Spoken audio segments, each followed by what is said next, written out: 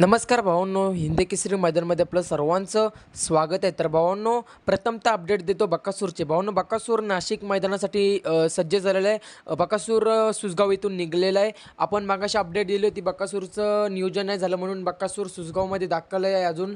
तर भावांनो, आत्ताच बकासूर नाशिक इथे पळण्यासाठी निघलेलं आहे. तर भावांनो, तुम्हाला सर्वांना पडलेला प्रश्न म्हणजेच लखन, मथुर आणि आपला बकासूर कोणत्या गटामध्ये पळताना दिसतील याचीच अपडेट या व्हिडिओच्या माध्यमातून देणार आहे. व्हिडिओ शेवटपर्यंत बघा आणि जर तुम्ही आपल्या चॅनलला नवीन असाल तर चॅनलला सबस्क्राईब करायला विसरू नका. तर भावांनो, आज म्हणजेच उद्या युवा हिंद केसरी मैदान संपन्न होणार आहे आणि या मैदानामध्ये आपल्याला रत्ती मारुती पळताना दिसणार आहेत. तर भावांनो, प्रथमतः सांगतो लखन कोणत्या गटामध्ये पळताना दिसेल. तर भावांनो, आपला सर्वांचा लडका हिंद केसरी लखन गट क्रमांक 4 मध्ये तास क्रमांक 2 वरती आपल्याला पळताना दिसणार आहे.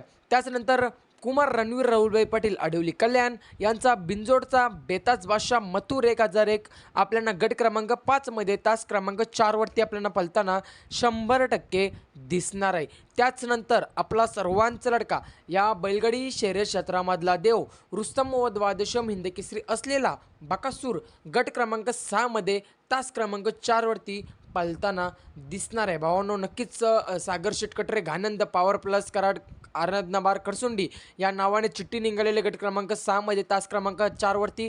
तर नक्कीच या गटामध्ये आपला बकासूर 100% पळताना दिसेल. तर भावांनो, उद्या जे काही नंदी पळतील सर्वांना गटासाठी शुभेच्छा आणि नक्कीच भावांनो, उद्या आपला बकासूर गुलालात राहो हीच इच्छा. धन्यवाद भावांनो.